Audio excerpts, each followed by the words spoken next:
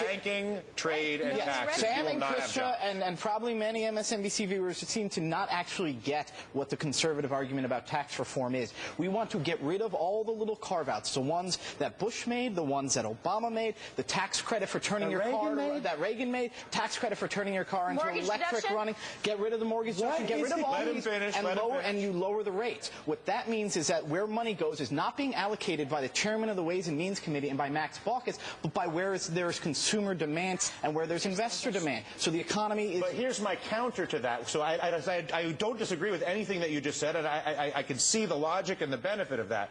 But if I allow the banking system and the multinational corporations to continue to alter the trade agreements or the banking laws such that the return on investment for me as an investor, because that's what you're just saying, we want to let the private investor decide where the money goes. Well, I'll tell you what, if I'm a private investor right now, you know where my money goes? To pay a lobbyist to make sure we keep that screwed up rigged trade with China so that I can continue to be long my Caterpillar position in the ground in China, which is costing jobs in America and getting me rich. Sounds like government has too much power to me. Well, yeah. So what you would have then is just, should we all get machine guns and fight it out?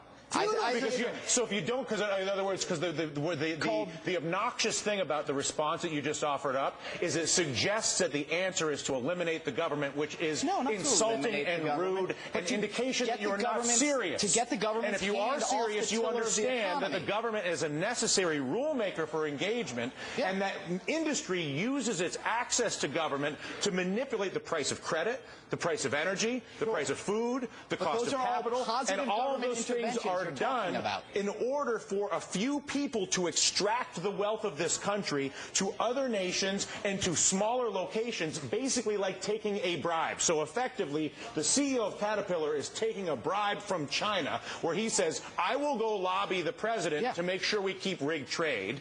I will maintain my billion-dollar investment in China, where I will collect $100 million for myself, and in the process, I will screw America, and the government, who is supposed to say, hello, Caterpillar CEO Jim Owens, I don't understand why you want to do this really wackadoodle deal with China where they tax our imports at 25% and we tax their imports at 2.5% and we let them sell their things at 50% cheaper than we sell our things. I'm not sure how that's good for my country, but apparently you're getting rich doing it, so why don't we go with it? So I agree with the conservative tax agenda, but I believe that it is disingenuous and simplistic and that it refuses to acknowledge the manipulations that are underway on the price of everything by virtue of business and government, whether it's in credit or trade or the banking system, which controls the flow of capital. That's my little opus for the afternoon.